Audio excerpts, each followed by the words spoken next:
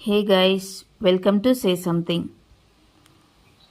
కొన్ని రకాల పురుగుల మందుల వినియోగంతో రైతుల్లో క్యాన్సర్ ముప్పు గణనీయంగా పెరుగుతోందని తాజా అధ్యయనం ఒకటి తేల్చింది.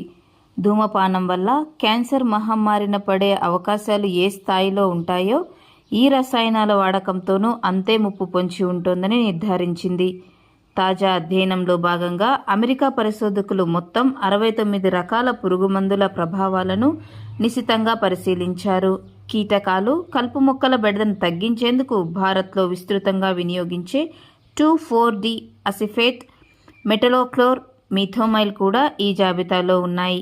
సాధారణంగా పురుగు మందులను వినియోగించేటప్పుడు రైతులు వాటి ప్రభావానికి లోనవుతుంటారు. ఆ దుష్ప్రభావ స్థాయిని తేల్చేందుకు ఈ అధ్యయనాన్ని చేపట్టారు. ఇందులో భాగంగా 2015-2019 మధ్య అమెరికాలో క్యాన్సర్ బారిన పడ్డవారి వివరాలను national institute of health centres for disease control నుంచి సేకరించి పరిశీలించారు. ఈ అధ్యయనాల ప్రకారం పురుగుల మందుల పిచికారీ ప్రభావంతో ప్రధానంగా non Hodgkin's lymphoma, leukaemia, bladder cancer అనే 3 రకాల క్యాన్సర్ల ముప్పు అధికమవుతోంది. ఎక్కువ సందర్భాల్లో వివిధ రకాల పురుగు మందులను కలిపి వినియోగిస్తున్నారు. దాంతో వాటిలోని ఏ రసాయనం ప్రత్యేకంగా క్యాన్సర్ ముప్పును అధికంగా పెంచుతుందో ఇంకా నిర్ధారణ కాలేదు. ఆయా ప్రాంతాల్లో పండించే పంటలను బట్టి వచ్చే క్యాన్సర్లు కూడా మారుతున్నాయి.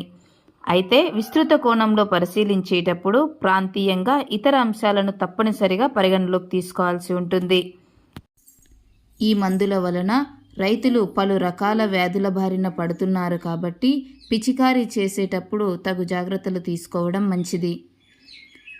ఇలాంటి మరెన్నో వీడియోస్ కోసం సే సంథింగ్ ఛానల్ని సబ్స్క్రైబ్ చేసుకోండి. Thanks for watching.